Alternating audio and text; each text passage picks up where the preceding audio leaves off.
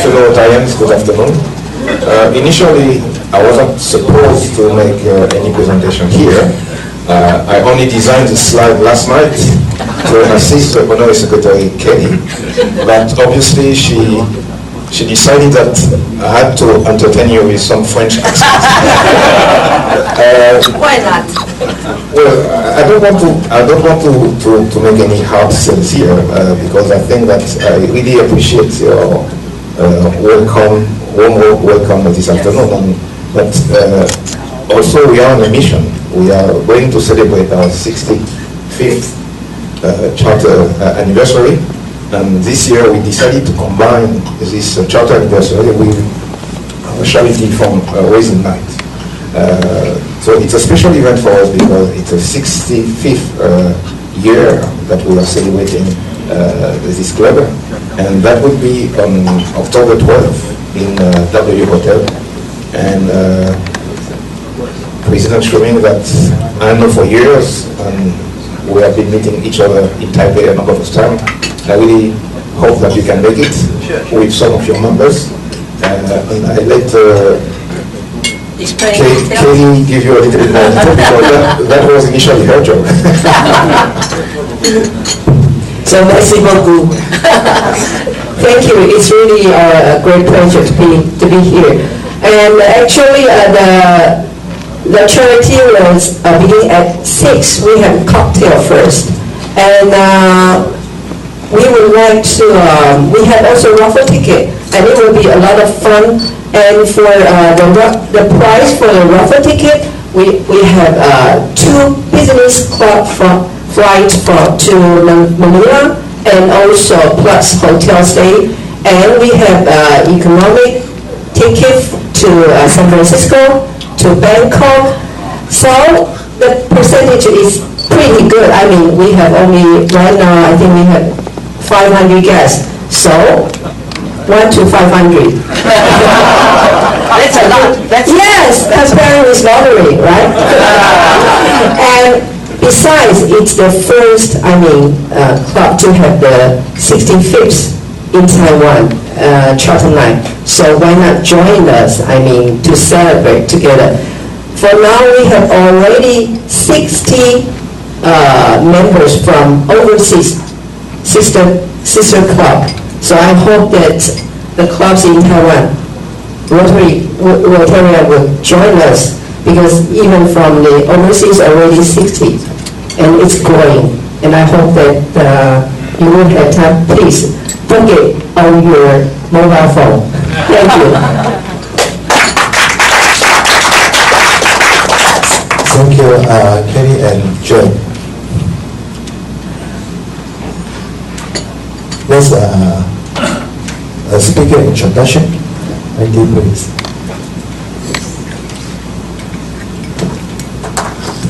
Well, we're welcoming back Lydia and Mort, and between them, they're such a team.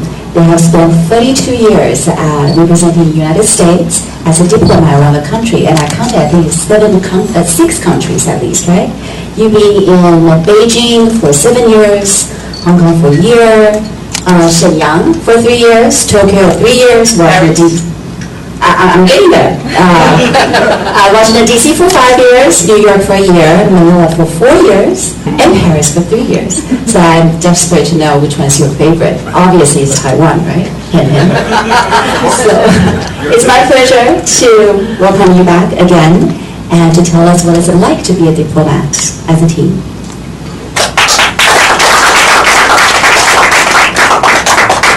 Thank you, Wendy, and thank you, Rotary Club.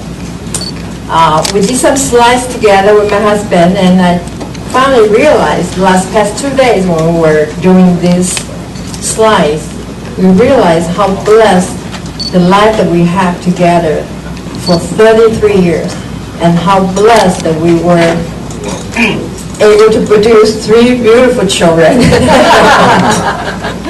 We were busy, but not that busy. So finally, the last past few weeks, I keep thinking, what should we share with you? And the thought came into my mind is to tell you which post is the most hard post in our assignment, and then which post is our favorite post.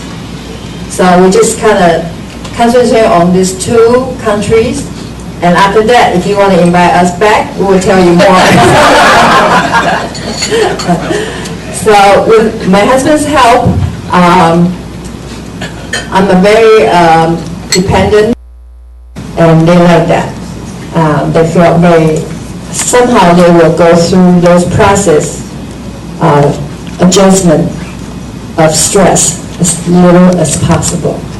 And of course, once my husband got a new job, he just totally jumped into his work schedule. So it's nice that children and I stick together. And then, what else? I brought a notebook because this, for my age now, I need this and a notebook. So Walter, maybe you can share something about the toughest post we have, at least for me. See, Morgan is not speaking for me. We just kind of agreed what we're going to say. So maybe Qianyang is his favorite post, but it's the hardest post for me. So I will let him say something. Are you going to debate? No. Oh, this is No, there will be a coordination, very beautiful coordination here. Okay, you can see my wife is a better speaker than I am. I'll say a few things myself. You know, how did I become a diplomat? How did we become a diplomatic family? I was a student in France when I was 19 years old. And while I was a student, one day I was in Aix-en-Provence in southern France. And one day I went to Paris, and I saw the American embassy. It's right in the center of Paris. And I went inside and I said, what do you do here? And what is this? And I learned there was actually a profession called diplomats, where they actually paid you to travel around the world and learn foreign languages. I said, what, you get paid for that? You know, I'd pay someone else to do that. So I became interested then, and they advised me to go back and go to finish college and then try to take the foreign service exam, which I did. And our foreign service exam is something I'm sort of proud of.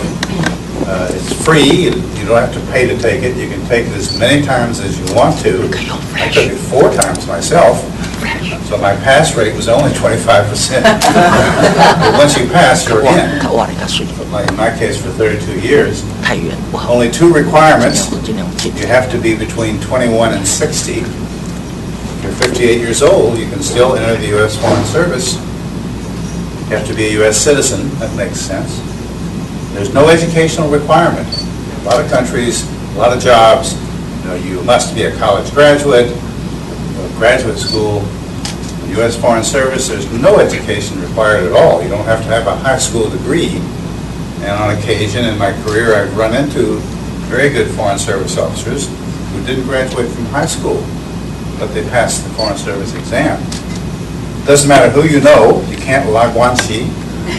If you're the daughter of the President of the United States, you still have to pass the Foreign Service exam. And it doesn't matter if you have a connection, a high connection. So I think the exam itself reflects American democracy. It's equal opportunity. Anyone can take the exam if you're under 60. I don't like that restriction myself.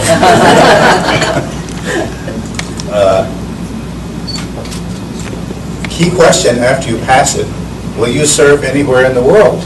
If you say no, they'll say, sorry, you can't be a diplomat. If you say yes, then they'll take you. The United States has about 275 posts, embassies, consulates, missions, other types of posts. As you can see here, you know, some are desirable and some are not. Cold, hot, dangerous, not. Rich countries, poor countries. But you have a choice of sorts. You indicate your preferences. In fact, you're required to indicate 6 different preferences every 3 years. And then the government tells you, thanks for your opinions, and here's where we're going to assign you. And if you're lucky, it's the same place. As you can see, it's typical of diplomats everywhere, U.S. diplomats and others. You're always moving around about every 3 years. And why is that? Well, it's sort of an estimate that after 3 years in a place, on the one hand, you know it very well, and increasingly well. And on the other hand, you start representing that place instead of your own country. We call it clientitis. So in fact, diplomats in most countries move around about every 3 years. And Wendy already mentioned these are the places where we were. And as you see there, Shenyang, the toughest post, and Paris, the nicest post. So we're going to talk about those 2 posts now. Oops. I'd be wrong here. Okay. Shenyang. Shenyang, for those of you who are not familiar with Shenyang, sometimes I call it, to Americans, I say it's the largest city you never heard of.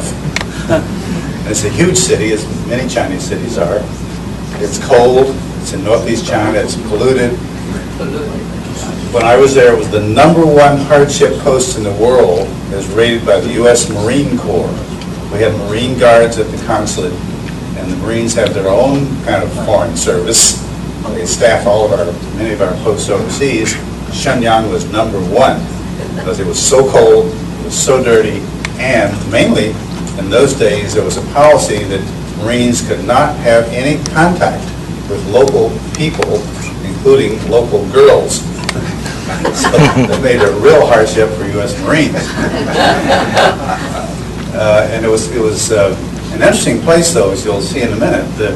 That area has a lot of Russian, Japanese, and Korean influences, including Korean barbecue, run by Chinese of Korean descent in that area, which we went to frequently. There were 3 other diplomatic missions, Russia, Japan, and North Korea.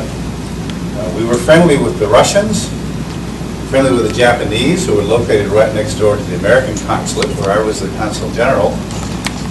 The North Koreans, however, we don't have, the U.S. doesn't have relations with North Korea. So every Chinese New Year's, every Chinese National Day, there'd be a reception, and I and the North Korean consul general would be there, and we would shake hands and say, ni hao, and then turn around and go the other direction. Nothing else to say. Kind of a privilege of being a diplomat is you get to travel around as part of your official duties, and Shenyang had something called a consular district with 3 interesting provinces. And finally, as you see, I introduced McDonald's in Northeast China. I don't know if I'm proud of that or not. They didn't pay me to do it. But the first McDonald's soon opened in Shenyang. This is 1993 or so. You know what this is? Shenyang. This is Shenyang by satellite in the winter. This part is Shenyang. You see the pollution. Wintertime. Actually, I think this is a few years old, and I've heard that Shenyang has done a lot to clean itself up. It used to be the center of heavy industry in China, built by the Japanese in the 1930s. When we got there in the 1990s, most of those factories were still in operation. Afterwards, most of them went bankrupt, and that helped the environment. So now it's supposed to be cleaner.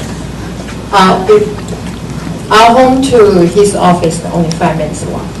So you wear this pure white shirt with nice tie. By the time you walk to office, come home that night, there will be a very small pieces of sparkle of Coal dust. coal dust. Yes.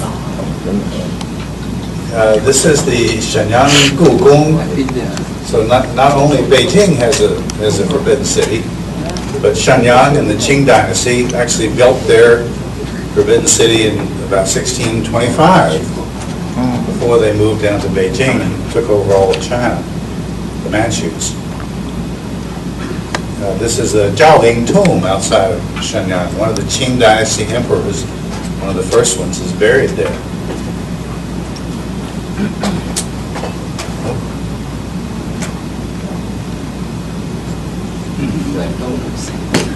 Now, who are these? These are our children in Shenyang. Our oldest son Alan is on the right, middle son Stephen on the left, and daughter Kristen standing just below. That is not me. You know who that is, right? That's Keys. First Kentucky Fried Chicken in Shenyang. Yeah. Okay, that's our children then, and this is Alan today. Wow, adorable. This is Stephen today, or recently, and this is Kristen today. Anyone know what this is? This is Chanbaishan Tianchi, right. It's not only on the border between China and North Korea, it is the border, and the border goes straight across the lake. So we visited there long ago, and here we are. Again, there's Alan in the middle, Stephen and Kristen, and why they look sort of nervous, the wind was blowing towards the lake, strong wind. And you can see there were no barriers in those days. Probably today they have safety measures, but in those days we walked up and suddenly we see 1,000-foot drop off this beautiful lake.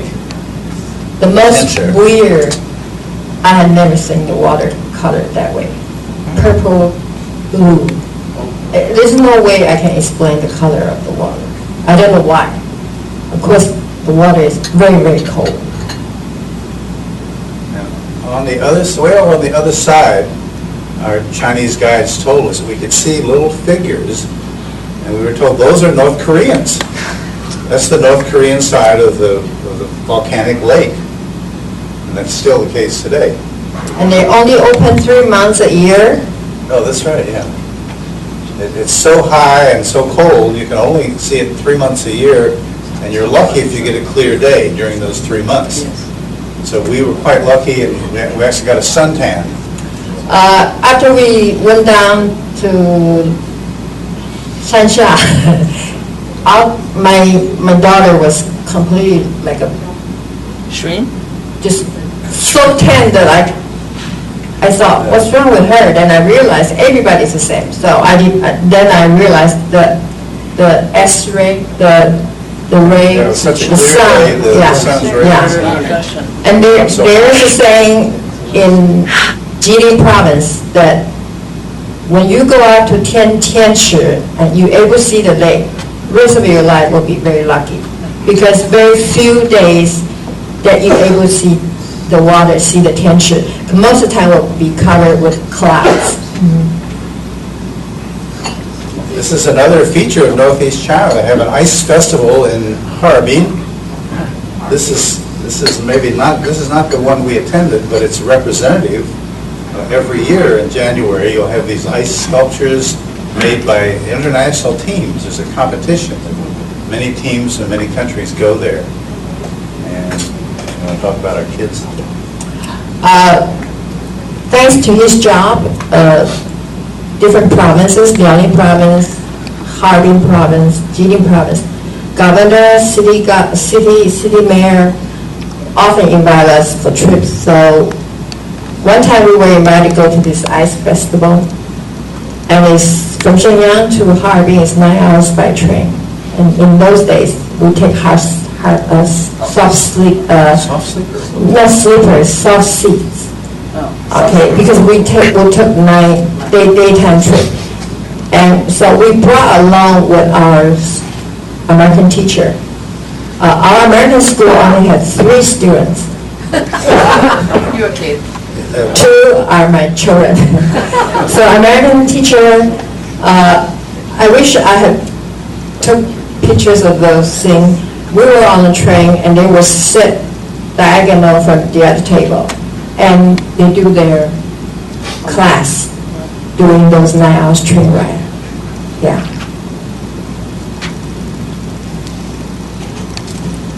I asked Mo to put this on because in Shenyang, you try to run a family, American family, and my children like pizza, donuts, many American things. I have to make it myself. So I copy a cookbook of Joy of Cooking. We make donuts, we make pizzas. Even like Thanksgiving, Christmas, we have to give such a big party. So all American communities, American business people, American English teachers, for 3 provinces. You know, they will travel, they will take train all the way from Harbin, from Changchun, from Jilin, come to the concert for Thanksgiving dinner. So I want to make a nice wreath. So, what should I do? So I share with the maids, and one maid really smart. She said, you know, my grandfather grew grapes. So right now it's close to winter, so I'll go home, cut some grape vine. Then he bring back a lot. Then we have to soak in the bathtub for many days before it can get soft. And then 3 girls work really hard together to make a circle. And then we try to put, of course we go to countryside, look for dry chili, corn, anything you can find to put. And I think it was one of the most beautiful wreaths we ever made. It's big because our residence door big. And right now we don't have those pictures to show you because all our belongings are still in Washington, D.C. storage. So we don't have pictures, all the pictures and family belongings still in Washington, D.C. So I'm just using this picture to give you a picture of when Thanksgiving comes, we create our own things to put and decorate our table to make us Americanized as possible. So when those Americans come to our consulate, they really feel home. And we have real turkey also, roast turkey for them. Okay, then that's Shenyang. Now we move from northeast China to the center of France. And back to where I was a student. In fact, we ended up living in an apartment just 10 minutes walk from where I lived as a student. And not too far from the Arc de Triomphe. And as you can see here, these are all the things we appreciate about Paris, and we'll show you some pictures of those things right now. My heart goes to Paris because Paris is the place, the city, really activated my children's artistic DNA. When they were in American school, in the international school, we had 2 art teachers. They teach different things, like computer graphic, and the other teach something else. They came to us and asked for private talk. So they told us that our daughter is one of the most creative child they have never seen. And I thought, really? Is she really that good? All I know is every time when she has art, she gets plus, A+. Then I thought, oh, no big deal, you know, Chinese mom. Math, you get A+ is more important than That's right.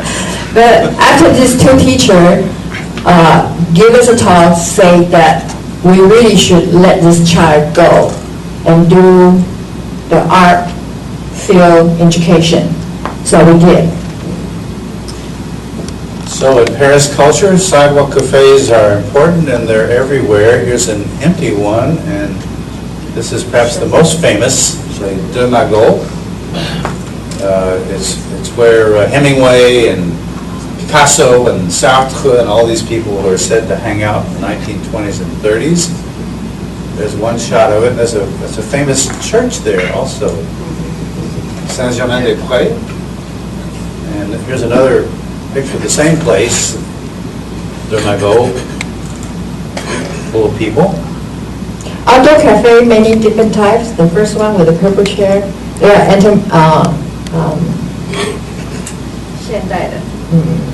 contemporary one and a traditional one, and we enjoy all. We love to go outdoor cafe. Wow. French people like to eat sweet things. Yes, very sweet. Most of the time, I just really enjoy it. Because to me, they are art.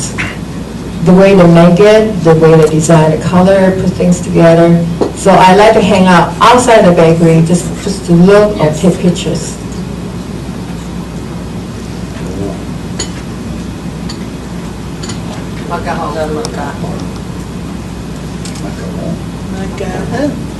Macaron, Chinese macaron, and also 好像那个意思是叫少女的酥胸。I think, oh, French people are so what imagination. The reason I look at this picture is because I need chocolate. Ah. All right, chocolate, here we go. Oh, chocolate. And French people French love chocolate. Yes. We are doing the French chocolate Oh. business. All right. Do the read. Now, the switch. Oh, no, what's sandwiches? Macaron. Macaron. What's that? Escargot, right. Yes. Not macaron. He doesn't like. So yesterday he refused to put this picture. And I said, Delicious. it's not Great. you like it or not like it, because this is just part of French cuisine. Very delicious. I like it too, but he's Okay. scared. No need saying anything here. That was not our apartment. However, from our apartment, we could Oh, look out the yes. window and see the Eiffel Yes. Tower. Yes. In fact, it's a feature of Paris. Paris is mostly flat and designed, so a lot of streets, so you can, if you're in the street, you can see the Eiffel Tower. Yes. It's hard to get lost in Paris, because you can nearly always see where the Eiffel Tower is and figure out where you are. I want to say thank you again to God that we're really blessed. The apartment that government gave to us, 100平大，3分钟 in Paris, 3 minutes walk to Uptown, and my children, my daughter, all the classmates, they're international school students, those crazy girls giggling all the time. They want to come to my house for sleepover. Why? Because our home is 8 minutes walk to Champs-Élysées. So they can go movie, they can go shopping, and they can sleep, no sleep all night, watch a movie in my home, because my home is so big. No matter what they do, we cannot hear. And when dinner is ready, I have to make a cell phone call saying, hey, young lady, leave the other island of this young lady, can you please come out to eat dinner? But really, live in Paris with that kind of apartment, incredible. And sometimes engineer people come over to fix our air conditioning, the French men complain to me, oh, madame, you need a bicycle in your home. He's tired walking back and forth from this end to the other end. Lots of parks in Paris. Lots of pigeons in Paris. And French people don't really like pigeons. We like it. We tourists, we like it. So we feed them. And me, stupid me, I move in, I start feeding pigeons by our windows. 2-3 days later, the concierge, the woman who in charge of the building came to talk to me. You're not supposed to do that. It's against the law to do that because they spread disease. Okay, so that's the end of my feeding pigeons. So much for pigeons.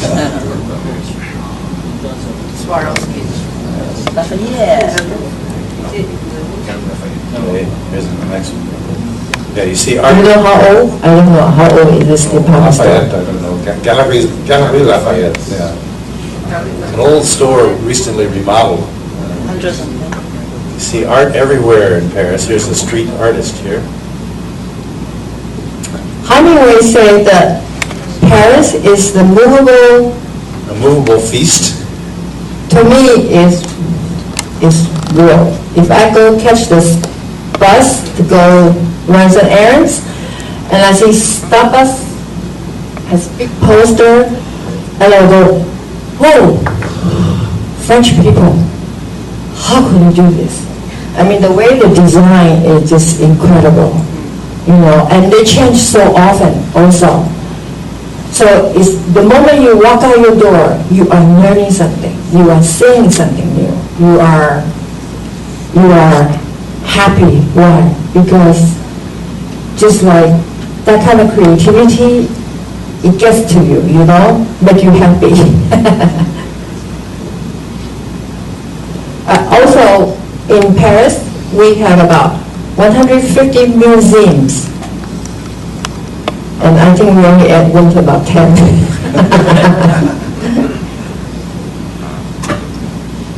This can be my daughter. She walks home from school. From time to time, she will take pictures all the way from wherever she was, come home. And one day she looked at me kind of shy. She said, Frenchman asked me if I'm a journalist.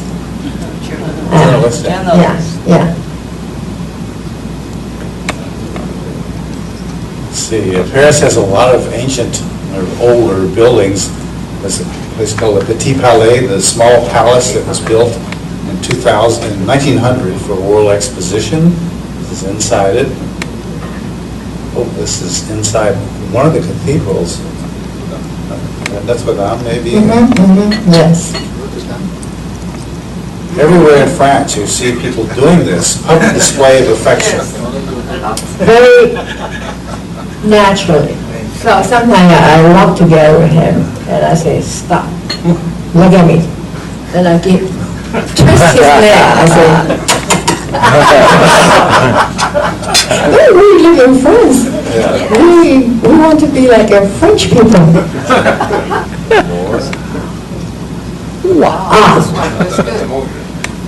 In subway, MTR, MRT. I love to go metro because I know whenever I go there, the French people dress so beautifully. Nice figure, beautiful face, they really know how to dress. So for me, one of the pleasure is to take subway. And oftentimes I see young men, my children's age, holding a small bouquet, not this big, And I know they're on the way to the date. Typical subway entrance here, the characteristic design of the Metropolitan. This is the Grand Palais, also built in 1900 for the World Exposition, now a museum. Street musicians, you also see them in the subway. They'll get on at one stop and they'll play, they'll walk through the car asking you to donate to their families, and they get off at the next stop. And some of them are quite good. So this is really the city of culture. Some people live in boats.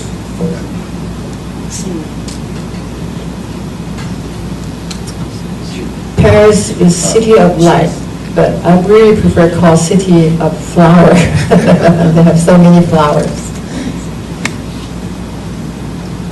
buying cheese. We were in a cheese shop and big display of more than 40, 50, 60 kind of cheese. And I go like, because I don't read French. And he speaks very good French, but not with name of the cheese. So No French cheeses. he asked, could you help us? And the helper, the server was not friendly at all. They know we're a foreigner, and probably he knows he's American. He paid no attention. He does not want to answer our questions.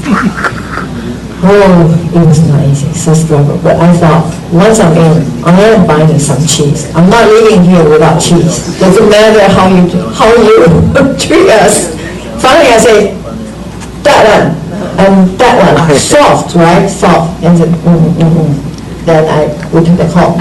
We did not like it at all. It's goat cheese. It's like a brie goat cheese. Yeah.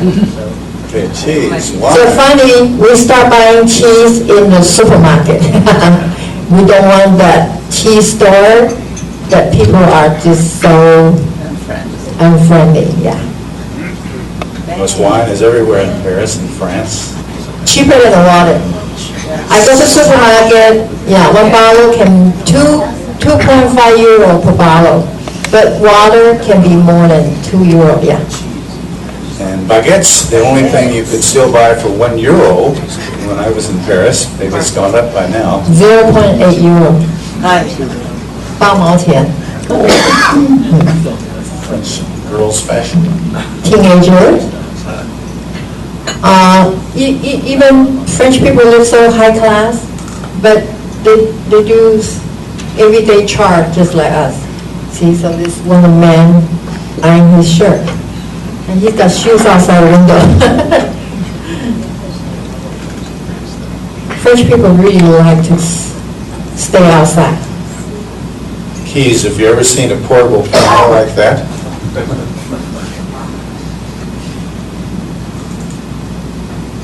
Now you can rent bicycles in Paris just as you can in Taipei.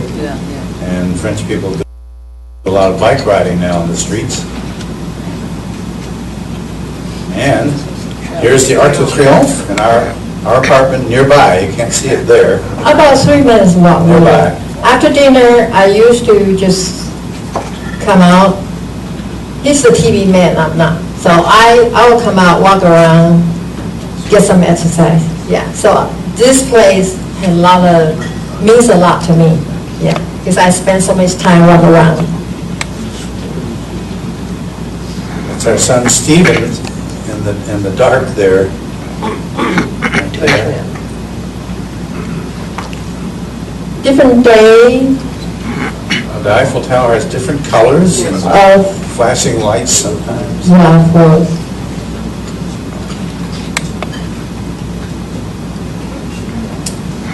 this is our daughter-in-law, and the one with the white hat is my husband.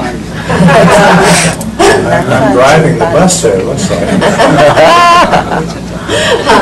I said, where's our daughter? Then I realized, you see this nose right here? That's her. She had a lot of complaint about her nose. This is in a cathedral where they had a piano concert. At extremely cheap price, and this is either after or just before the concert. One thing we really enjoy being as a family, we went to a concert, everybody said, yeah, let's go. It's not like, oh, I don't want to do that, oh, I don't, That's really a blessing, a unity spirit that we have as a family, because our taste is so much alike. We love go to bookstore. Every weekend we go to bookstores and then concert. And I remember this concert, only €8 per person. So we go to a lot of churches concert.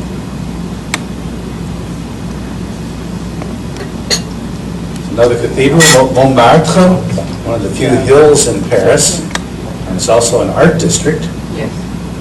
And I love open market in France. Oh, my passion. I bought this basket for a 5-year-old. Okay, made of straw. And the reason I enjoy open market because I have a generous husband, always follow behind me and do all the paying. And I say, this on kilo, 2 kilo, and then he pay. And I keep move on.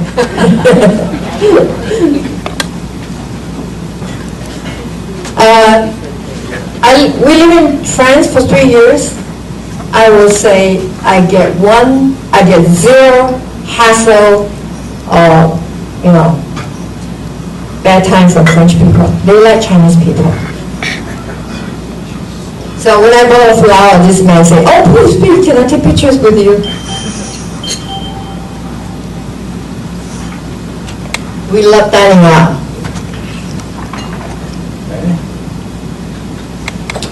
This is one of my favorites.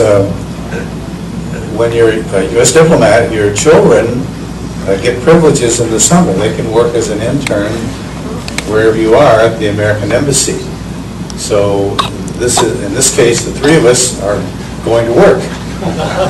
My daughter, who was 18 at that time, and Stephen, our son, was about 21, and they both worked at the American Embassy for a few weeks during the summer. And so the 3 of us would go out to earn our paychecks in Paris. How many pictures do you have? Just a couple more, yeah. And this was my job in Paris. I was at the U.S. mission to the OECD, which is an organization now of 32 member countries that kind of makes economic plans and provides them to other countries to help build their economies.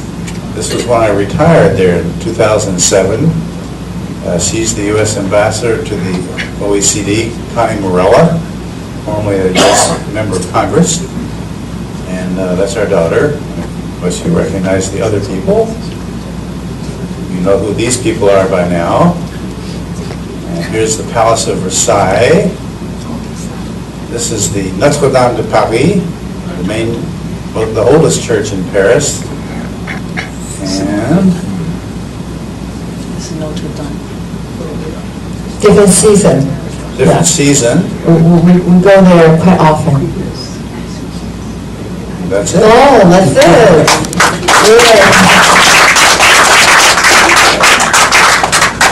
Yeah. Thanks very much. Thank you so much. Question?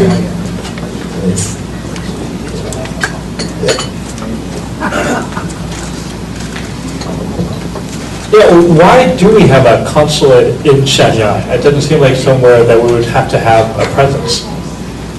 Good question. Embassies are always located in capital cities, and consulates would choose other important cities. Shenyang was chosen because Dongbei, the northeast, is an important area of China, and within Dongbei, Shenyang is the provincial capital of Liaoning province.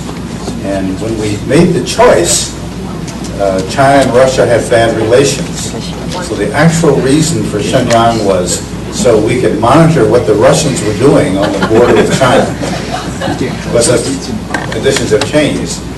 Some people said we should have a consulate in Dalian instead of Shenyang. But that's what goes into the decision. You figure out what cities are important besides the capital and consider establishing a consulate there. While we were there, Dalian Shenyang mayor is Guo Xilai, and I have great respect for him. He did very well with Shenyang city. Yeah, he hosts a fashion festival. So every year has a fashion festival. He will invite us to go for the festival. Okay. One more question.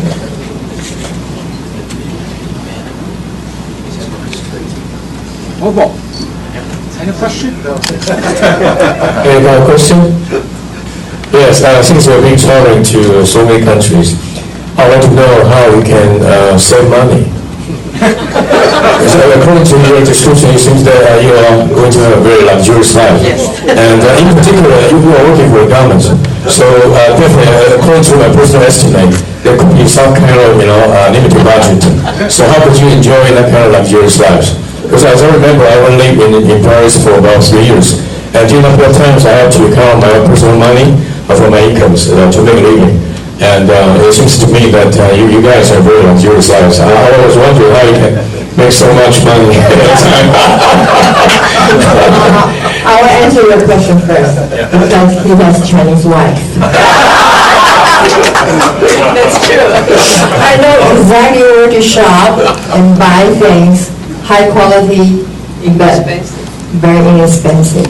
But I'm not looking for things that are inexpensive, that's why I'm going there. I'm going there because that's where the local people goes. Good job. I give a lot of speeches at Rotary clubs. And mainly, even though it's true, government salaries are not very high, but when you live overseas, it's the government that's paying your biggest cost is housing. And the government provides it at no cost to you, no cost to us, so that helps. They pay the water, electricity bill, they pay the, you see, our apartment that big, right? The tuition. Yeah. And schools also. The market price for the apartment is 7,000 euro a month. We don't have to pay for it. And no matter how much water I use, we don't have to pay for it. So whatever you got is the net profit, right? Right, net profit, yeah. Since today's speaker, let's also give big hands to President Shumin presentation of guest speaker. So.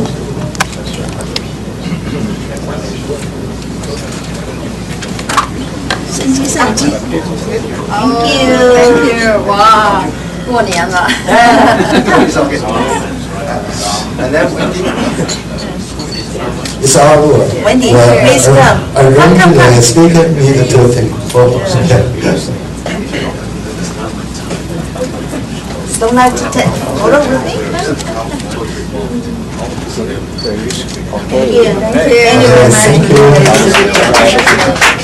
Next, attendance report. Please.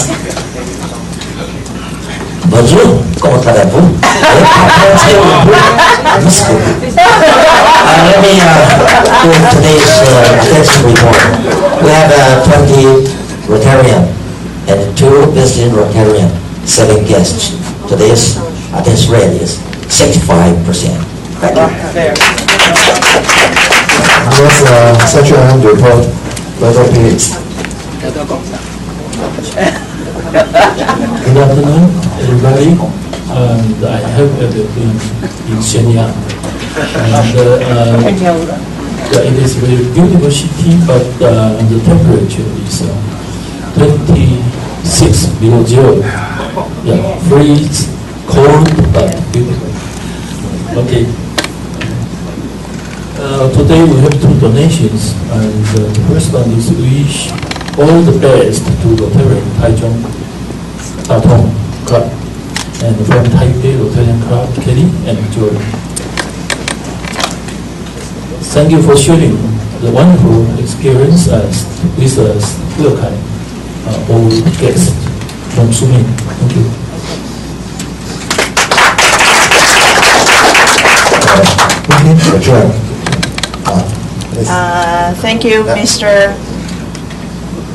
Thank you, Mr. and Mrs. Holbrook. And I think some of our Rotarians were so excited because our second outing next year we'll go to south of France and go to Paris. So here we are. Thank you very much. And hope to see you guys next week. Okay, I'll ring the bell. Thank you. Yes. Come on, it's been like 3 years. So I'm here to welcome today our speaker, Jenny Wilson, who's a very good friend of Wendy and mine. Jenny Wilson's here in Taichung. She has her own business doing publishing called Jenny Wilson Publishing. She has 10 years of publishing experience, both here in Taiwan as well as the United States. So let me give you a little bit of background about her before she starts talking about her business. Let's see, originally Jenny is from Orlando, Florida, which is the home of Disney World, where Jenny actually worked when she was younger. So if you're ever there before, maybe she was dressed up as a princess or something. Let's see, she got her Bachelor of Arts from the University of Florida in 2003. And I think at that time you were also already working in publishing, even then, right? Okay.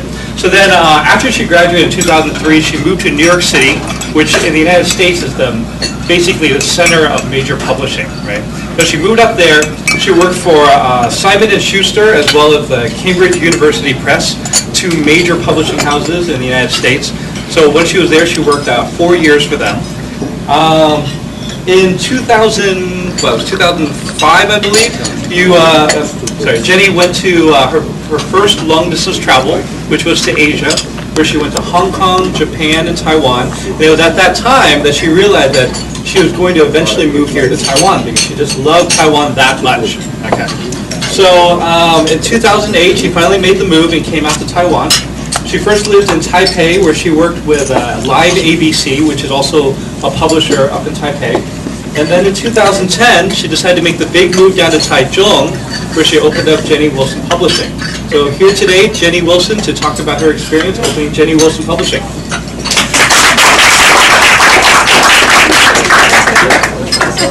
Yeah, that won't be loud. Okay, go ahead. No, I think you have to speak directly. No experience. That is helpful. Well, thank you so much for having me. It's an interesting trip. My company was started in 2010, so we're nearing 3 years now. And someone at 1 year they told me, you're doing a good job if your company lasts 1 year. And then 2 years he returned and said, you're doing a really good job if your company lasts 2 years. So now I'm at 3 years, and I know a lot of you probably have had businesses for a lot longer than 3 years, but it's been a journey for me, and I'm really happy to be able to come here and see you. Jenny? Yes. It seems the microphone doesn't work. Yeah, check it out. Maybe you have to hold it. Yeah, I have to hold it closer.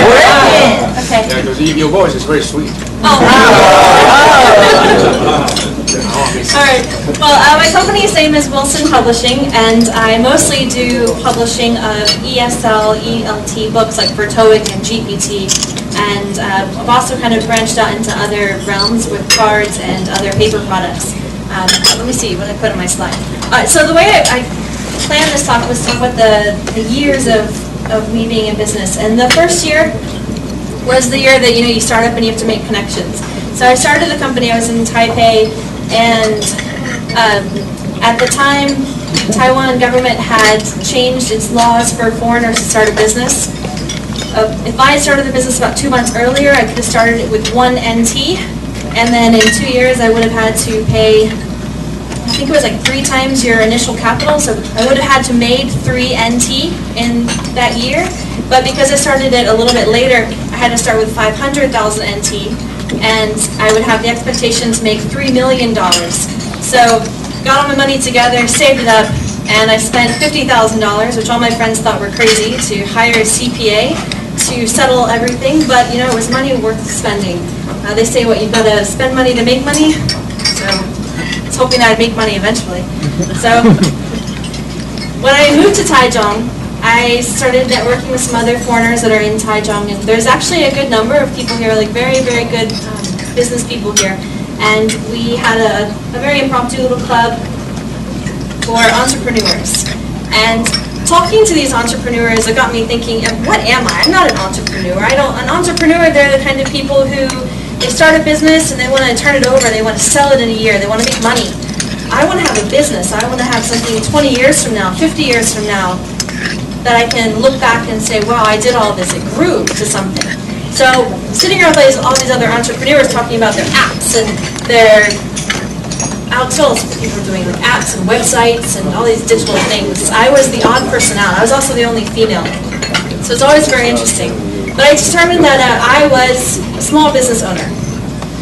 Right. So started in my small business little office, and was kind of nothing. My accountant didn't even want to come. She was like, just, fax me some information. You don't need to come visit in your office. But so I'm in the office and meeting with all these people, and they all keep telling me, everyone has the same story, don't do paper. Paper is not the way to go. No one wants a printed book. They want e-books. They want applications. They want digital. But I said, I'm not listening to you. So I continued with what I was going to do. And then after about 6 months, a year of playing, I went to the pool every day. I was having fun with my $500,000, like sitting back and relaxing after working, 10 years or about 10 years of full-time work. And eventually the money started to go down. I was like, wait a minute, need a product here. So started thinking, I've got all these ideas, I've got friends who have ideas, we started writing. And we wrote a whole lot of things, but nothing was quite ready to publish, except for a TOEIC test. But by that time, the office had grown to look like that. That's awesome. It was a mess. Oh, wait. Go back. Now you see the whole thing. Yeah. See. All right, I'm done. Thank you. All right. So here we go. The office was a mess, but we had 3 people in the office all the time, and it was busy, and we were working hard. So after a while, we decided, well, now we've got to get this product in sale in stores. I'm sorry. These. All right. So we decided we had to get something in the stores. But being as we're mostly editors and writers and not marketing people and advertising people, we thought, just stick it in a plastic bag, shrink wrap that thing, and put it on bookstores. I'm sorry. Put it on bookshelves. So we started going to meetings, and most of the people we talked to, they said, no, that's never going to sell. Never going to sell. You need to make it pretty. So we turned this into this. Wow, big difference. Made it a beautiful cover. So I walked into Cave's marketing office and talked to the manager and said, I want to put this in your bookshelves. He's like, well, you're a nice person. I'll give it a try. So I got my first order, and I probably skipped my whole way home. It was so nice. But then about 6 months later, we got a whole bunch of returns. Because in the book publishing industry, what goes on bookshelves often gets returned back to the publisher. Even very good selling books, there's always a high level of returns that come back. So I had to deal with the returns. But the one criticism that I got was, it's not pretty enough.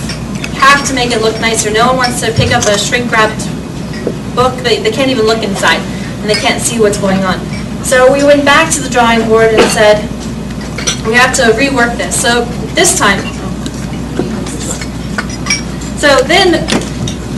probably going to skip some slides here, but after we sat down and said, we have to change this. I hired a marketing person to write some good copy for us. I spent more money on making a box. I got a distributor at that time too, and he said, make a box, make it something big that someone will pick up and look at. So that's what we did, and this was version 3, and it went on bookstores all over Taiwan. Sold pretty well. It was pretty nice. Right, so we got some proofs in, and we were rolling. The group felt really excited that we were finally moving on in business. And hold on, I'm going to go forward. At the time, my team was a bunch of editors, and one day we got a box of CDs that came in and said, all right, put away your editor hat, now you're going to be factory workers. And so because we were a small team, everyone had to, sit down and start getting paper cuts, putting CDs in bags, and putting the CDs in the back of books. It was very interesting. My assistant kind of looked at me like, I'm a secretary, I am not a factory worker. But once she got in the role, it was kind of easy. But doing this, it made me think of how things are put into sellable items. When you go to the store and you see a book, a machine didn't put the CD in the envelope. A machine didn't put the envelope in the book. A machine didn't, well maybe, a machine might have shrink wrapped the book, but someone's actually doing that. And it just made me think of, other products too, that all the handiwork that goes into these products. So the whole time I'm just learning about business left and right. I'm going to go back to, I'm going to jump a little bit. So in the second year, now we're about in the second year of business. And in this year, I really learned the difficulties of being a foreigner doing business in Taiwan. Before, when I walked into the cave's office to have them buy the books, everything was done in English. The marketing manager spoke perfect English. All my contacts spoke perfect English. It was easy for me to individually walk in. But then I needed to look more larger scale and get into bookstores around Taiwan. So I learned how business is really done in Taiwan. So you say hi. Greetings are in English. Oh, how are you doing? That's wonderful. How long have you been here? Where are you from? That's nice. And then they ignore you for the rest of the meeting, or they just smile at you. And they talk to the next person sitting next to you to interpret. And then the details are just, the formalities are then in Chinese. Oh, so who is she? How long has she been here? What's she doing here? All right, that's nice. And then we're going to start talking about details. Somehow, the conversation just jumps directly to Taiwanese. And then I just kind of sit there and look pretty and hope that things are going well.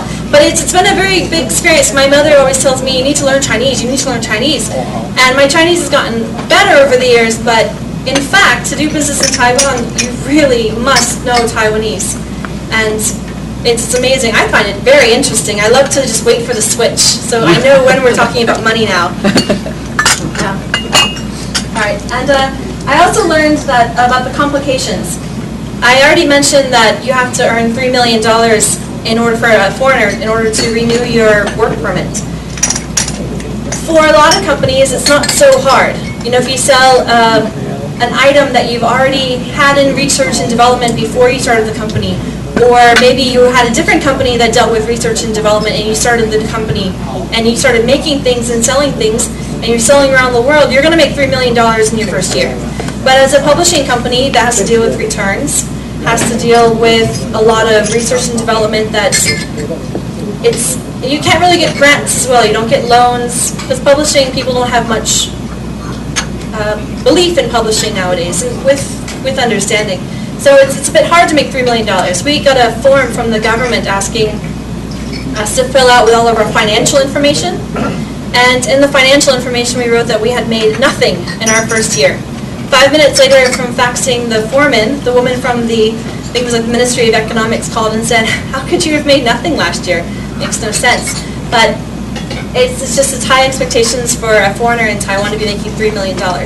But I'm not complaining at all. It's really not a complaint. It's just an observation. It's been interesting. Thank you for hearing me. I'm usually behind a desk in an office sitting down, so having so many eyes on me is kind of interesting. All right. In the second year, I also had to make a lot of stronger relationships. We'd already talked to printers, we already talked to distributors, we had meetings in Taipei probably on a weekly basis during the first year. And in the second year, we had to decide which distributor to work with and also which distributor wanted to work with us. When we made the deal, it was a godsend. They came in and said, you know, you need to do this, you need to do that. They helped with sales. And having more people on board made doing business a lot easier and nicer. So yeah, then at that time we thought, we're ready for business. During the first set of business meetings, I would go with my assistant and with my business partner. And it would be more like us fighting, like our book is the best, we're wonderful, we're the best. And we wouldn't listen to people. But then once I had the distributor, we had to sit back and actually listen to what they had to say. And I learned that you choose your partners for a reason. You choose them because they trust you, they believe in you, and they want you to be better. And so we sat back and we said, all right, we'll listen to what you have to say. They helped us change the idea of the company and of our books. And I learned that you really have to lose your ego. You really have to lose your ego and listen to what other people have to say. Because, you know, they might just say something good. So we got that. And finally, the books are in Tumping, they're in everywhere. And now we've got about we've got 5 books now and a bunch of books on the way. But you walk into a Tumping and it's so exciting to see, you know, you made this, your team put this together. And it's right next to all the other big publishers, right next to Cambridge's books, and it's great, it's a great feeling.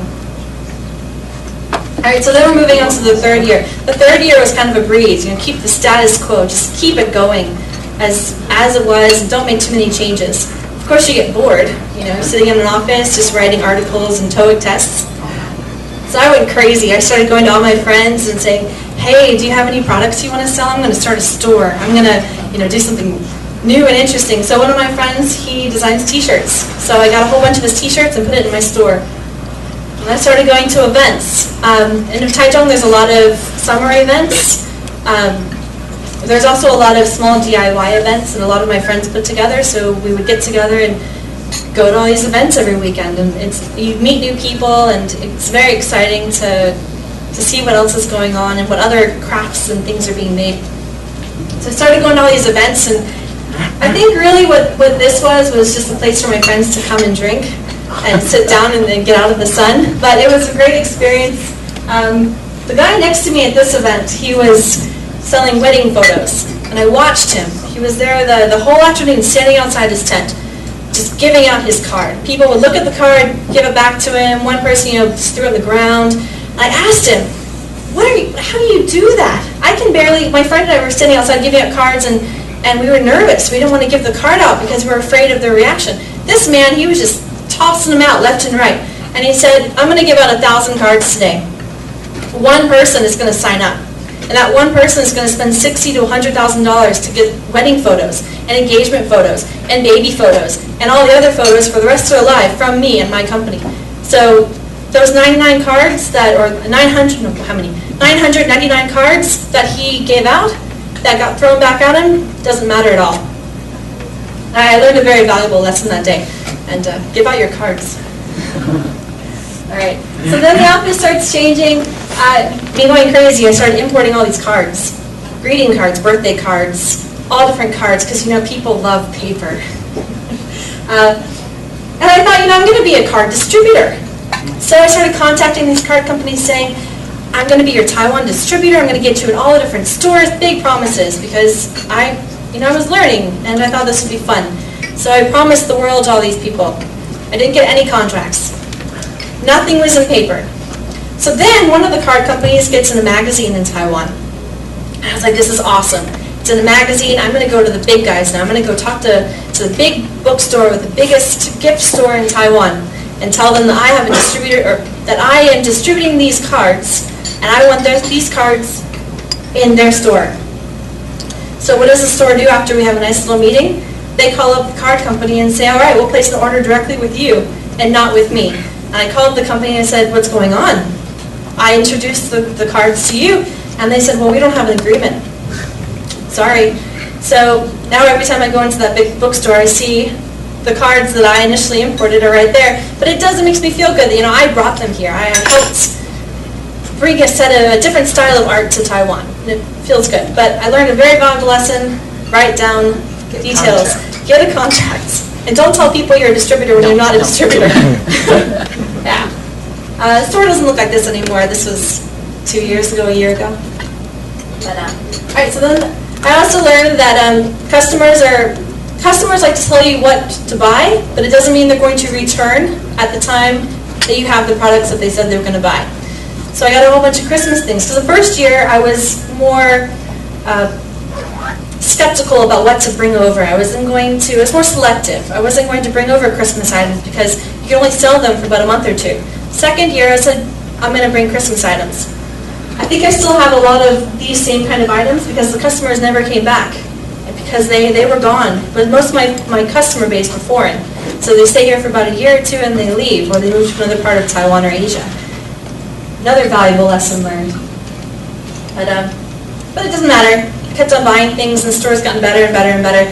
And now I've got probably 1,000 books. I've got about 500 different individual SKUs of different cards and different items, and it's fun. And people walk in, people see me, they see my flag outside, and you meet a lot of new people in Taichung this way, I found. All right, well anyway, now we're in the 4th year. So I learned my lesson about not having a distributorship, a contract, and I figured, the books are going well and publishing for a lot of different companies and for myself, and I need to do something new and exciting. So my father told me to start watching this TV show.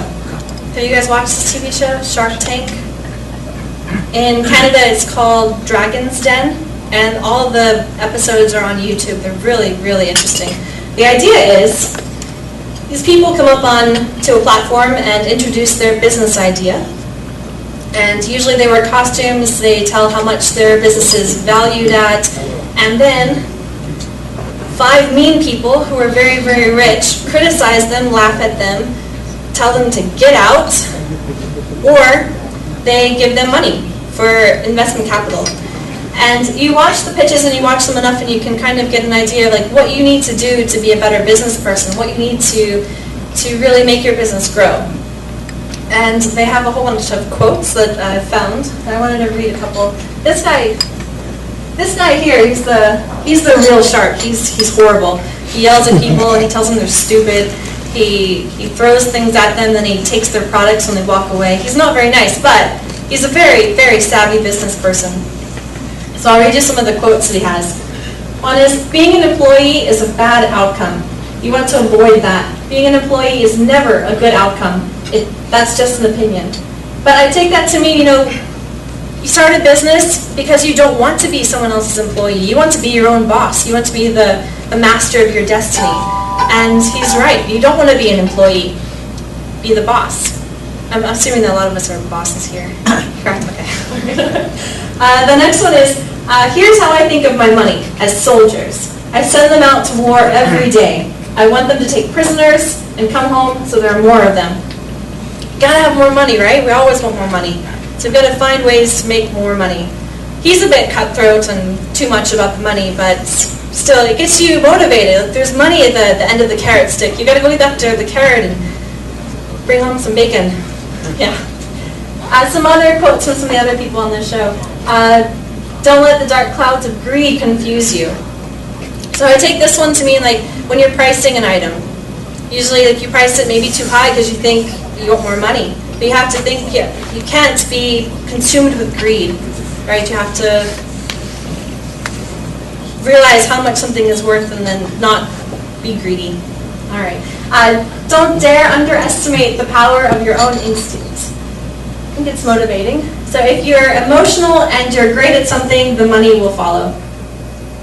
Recently, I decided that I was going to leave Taiwan. I was going to go. I needed something new. I was applying to jobs in LA and New York.